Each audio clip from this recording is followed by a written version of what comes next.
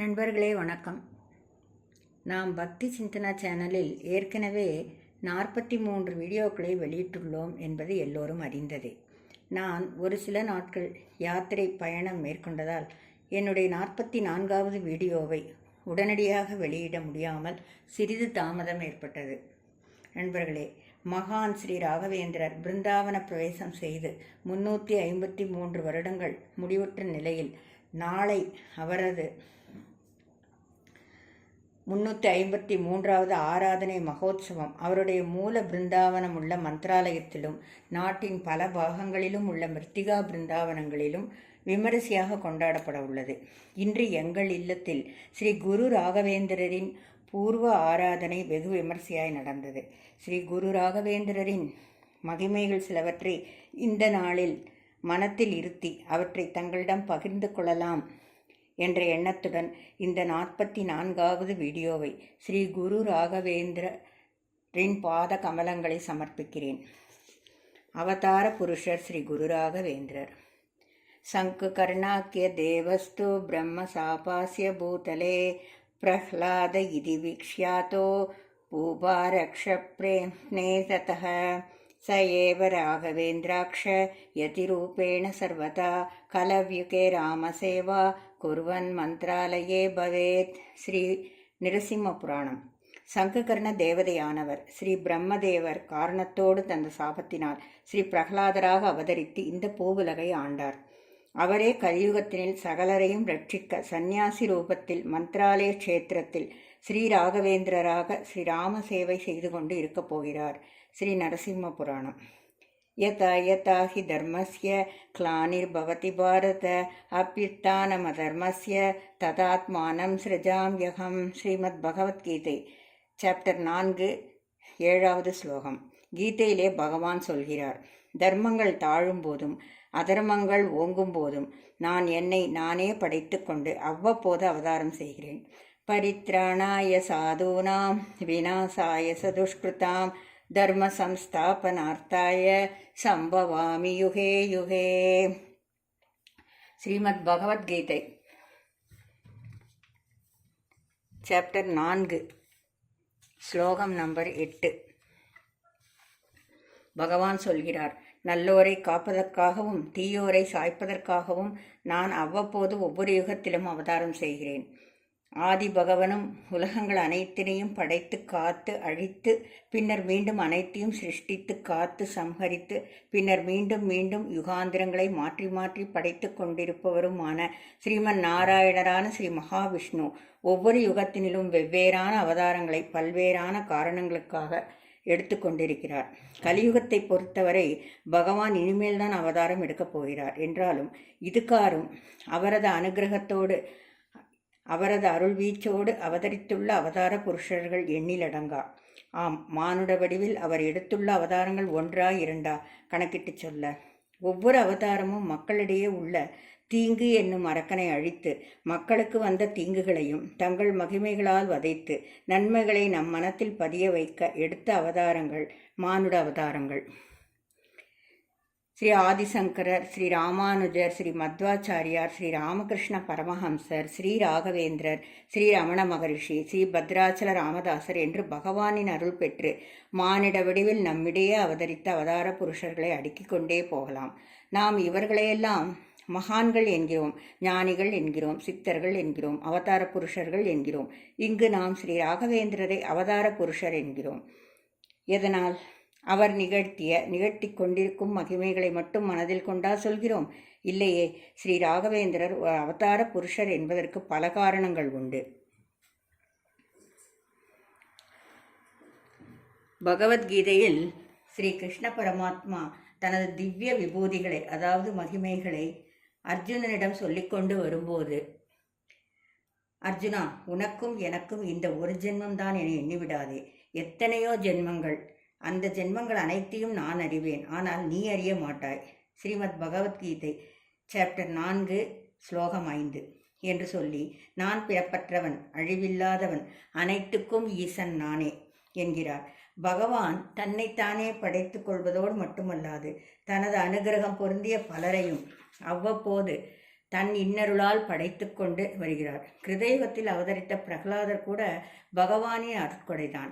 அரக்கர்கள் மத்தியிலே அரக்கனின் மகனாக பிரகலாதனாக பிறக்கச் செய்ததும் பகவானின் லீலைதான். இதைத்தான் பகவான் பிரகலாத சாஸ்மி தைத்தியானாம் என்கிறார். அதாவது தைத்தியர்களுள் அரக்கர்களுள் நான் பிரகலாதன் என்கிறார். அதாவது பிரகலாதரிடத்தில் பகவானின் விசேஷ சன்னிதானம் உள்ளது என்பது பொருள். பகவானே பிரகலாதராக பிறக்கவில்லை. பகவான் அருளால் பிறந்த பிரகலாதரிடம் பகவானின் விசேஷ அருள் உள்ளது என்று பொருள். கிருத்தயுகத்தில் ஸ்ரீ நரசிம்ம அவதாரத்திற்கு அவசியத்தை ஏற்படுத்தியதே பரமாத்மாதான். யார் யாரை எப்படி காக்க வேண்டும், எப்படி வெல்ல வேண்டும் என்பதை அவர் காரண காரியத்தோடே செய்கிறார். பகவான் நினைத்திருந்தால் அரக்கன் ஹிரண்யனை ஒரு நொடியில் மாய்த்திருக்க முடியும். அவனுக்கே மகனாக பிறக்க வைத்து தந்தை தீய வழியில் சென்றால் மகனே அவனுக்கு எதிரியாவான் என்பதை உணர்த்தி பக்தர்களுக்காக பகவான் எதையும் செய்வான் என நிரூபித்து நரசிம்ம அவதாரத்தால் ஹிரண்யவதத்தை நிகழச் செய்து உலகிற்கு தர்ம சாஸ்திரங்களை சிறப்படுத்தியுள்ளார். இதற்காகவே பல அவதாரங்கள். இப்போது ஸ்ரீ ஸ்ரீ ராகவேந்திர சுவாமிகள் சரிதத்திலிருந்து ஒரு நிகழ்ச்சியை காண்போம்.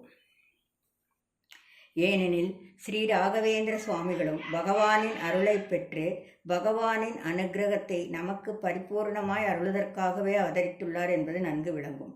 ஸ்ரீ ஸ்ரீ ராகவேந்திர சுவாமிகள் தான் பிருந்தாவன பிரவேசம் செய்வதற்காக தேர்ந்தெடுத்த மாஞ்சாலி என்னும் மாஞ்சாலம் என்னும் மந்திராலயத்திற்கு திவான் வெங்கட்நாவுடன் சென்று துங்கா நதிக்கரையில் நிற்கிறார். அப்போது வெங்கண்ணா கேட்கிறார், சுவாமி, நவாப் சித்தி மசூத் கான் தனது ராஜ்யம் முழுவதையும் தங்களுக்கு அர்ப்பணம் செய்ய வந்தும் தாங்கள் ஏன் இந்த பீடபூமி பிரதேசத்தை தேர்ந்தெடுத்தீர்கள்? செழிப்பான இடங்கள் பல இருந்தும் ஏன் இந்த வளம் குன்றிய பகுதியை பெற்றுக்கொண்டீர்கள்?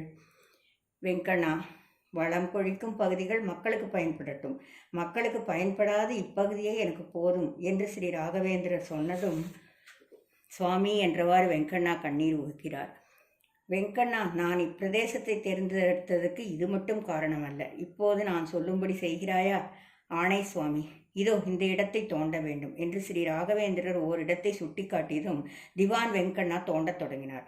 சற்று தூரம் அகழ்ந்து எடுத்ததும் சுவாமி என்று வெங்கண்ணா அலறியதும், ஏனப்பா நடுங்குகிறாய்? விஷயத்தை சொல் என்றார் சுவாமிகள். சுவாமி, இது ஏதோ பீடம் போல் உள்ளதே. ஆம் வெங்கண்ணா, இது பலிப்பீடம். அதுவும் சாதாரணமான பலிப்பீடம் அல்ல. கிருத்தயுகத்தில் நான் பிரகலாதனாக இருந்தபோது யாகம் செய்த பலிப்பீடம் இது. சுவாமி, நெகிழ்ந்தார் வெங்கண்ணா. இதனால்தான் இந்த இடத்தில் எனக்கு பிருந்தாவனம் அமைத்துக் கொள்வதற்காகவே நவாபினிடம் இப்பகுதியை மட்டும் கேட்டு பெற்றேன்.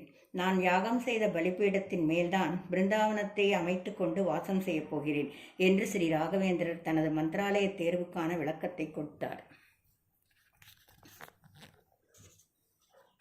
இப்போது மேற்படி நிகழ்ச்சிகளை மறுபடியும் நினைவில் நிறுத்தி பாருங்கள். கிருத்தயுகத்தில் தோன்றிய பிரகலாதர் தனது அனுகிரகம் பெற்றவர் என்று பகவான் கூறுகிறார். இங்கே ஸ்ரீ ராகவேந்திரரும் கிருத்தயுகத்தில் தான் பிரகலாதனாக இருந்தபோது யாகம் செய்த இடம் இதுதான் என்கிறார். அப்படியானால் இதிலிருந்து என்ன தெரிகிறது? ஸ்ரீ ராகவேந்திரர் பிரகலாதனின் மறு அவதாரம் என்பது ஸ்ரீ ராகவேந்திரரின் வாய்மொழியாலேயே அறிய முடிகிறது.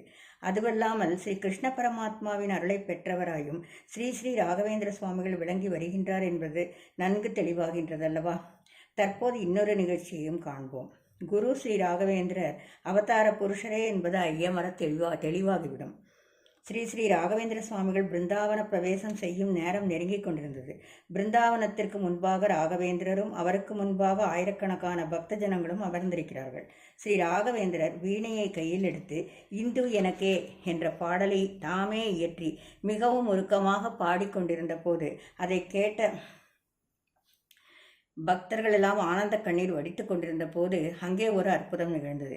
ஆம், ஸ்ரீ ராகவேந்திரரின் பாடலை கேட்டு அதற்கேற்ப பூஜையில் இருந்த ஸ்ரீ சந்தான கோபாலமூர்த்தியே ஸ்ரீ ராகவேந்திர சுவாமிகளே தமது திருக்கரங்களால் செய்வித்த தங்கத்தினாலான ஸ்ரீ சந்தான கோபால விக்கிரகமூர்த்தியே நர்த்தனமாடத் துவங்கிவிட்டார். பக்தர்களுக்கு ஏற்பட்ட பரவச நிலையை வார்த்தைகளால் சொல்லிவிடவா முடியும்? இது ஏதோ புராண காலத்தில் நடந்ததல்ல. சுமார் 300 ஆண்டுகளுக்கு முன்பு, அதாவது 353 ஆண்டுகளுக்கு முன்பு பல்லோரின் முன்னிலையில் நடைபெற்ற நிகழ்ச்சிதான்.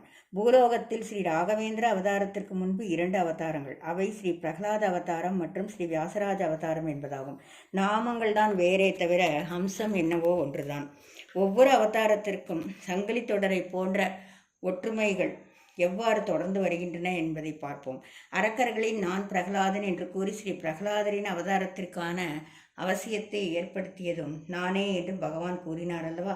பகவான் அனுகிரகத்தோடு உதித்தவர் பிரகலாதர். இந்த பிரகலாதரின் மறு அவதாரங்களான ஸ்ரீ வியாசராஜரும் ஸ்ரீ ராகவேந்திரரும் கூட பகவானின் லீலையால் அவதரித்த அவதார புருஷர்கள் தான். ஸ்ரீ ராகவேந்திர பிரகலாதரின் மறு அவதாரம் என்பதற்கு ஸ்ரீ ராகவேந்திர பிருந்தாவனங்களில் ஸ்ரீ பிரகலாதரே உற்சவராக விளங்குவது மேலும் ஒரு சான்று. ஸ்ரீ வியாசராஜர் தனது குருவான ஸ்ரீ ஸ்ரீபாதராயருடன் சில காலம் தங்கியிருந்தார். அப்போது ஸ்ரீபாதராயரால் ஒரு நாள் பூஜை செய்ய முடியாமல் போனதால் ஸ்ரீ வியாசராஜர் பூஜை செய்ய வேண்டியதாயிற்று. அப்போது ஒரு பெட்டி மட்டும் யாராலுமே திறக்கப்படாமல் வெகு காலமாய் மூடியே இருந்ததற்கான அடையாளங்கள் தெரிந்தமையால் ஸ்ரீ வியாசராஜர் அதை தொட்டார். தொட்டதுதான் தாமதம். அந்த பெட்டி பட்டென்று திறந்து கொண்டது. அதனுள்ளே இருந்த ஸ்ரீ வேணுகோபால சுவாமி விக்கிரகத்தை வெளியில் எடுத்து அபிஷேகம் செய்த போது ஸ்ரீ வேணுகோபாலர் விக்கிரகம் நர்த்தனமாடத் துவங்கியது. இதை கண்ட ஆனந்தத்தில் சால கிராமங்களை எடுத்து ஸ்ரீ வியாசராஜர் தாளம் தட்டியதும் என்ன நடக்கிறது என்று ஸ்ரீ ஸ்ரீபாதராயர் எட்டி பார்த்ததும் எந்த நிலையில் ஆடினாரோ அந்த நிலையிலேயே நாட்டிய சாஸ்திரத்திற்கு மாறாக வலது பாதம் இடது பாதத்தின் மீது நின்றது போல் ஸ்ரீ வேணுகோபாலன் மீண்டும் விக்கிரகமாக மாறிவிட்டார். ஸ்ரீ வியாசராஜராய் இருந்தபோது எப்படி ஸ்ரீ வேணுகோபால சுவாமி விக்கிரகமாய் இருந்து நர்த்தனம் ஆடினாரோ அதே போன்று ஸ்ரீ ராகவேந்திரராய் அவதரித்து பிருந்தாவன பிரவேசம் செய்யும் காலத்தில் ஸ்ரீ வேணுகோபாலரே மீண்டும் நர்த்தனமாடி ஸ்ரீ வியாசராஜரும் ஸ்ரீ ராகவேந்திரரும் ஒன்றே என்பதை எடுத்து காட்டுகிறார்கள்.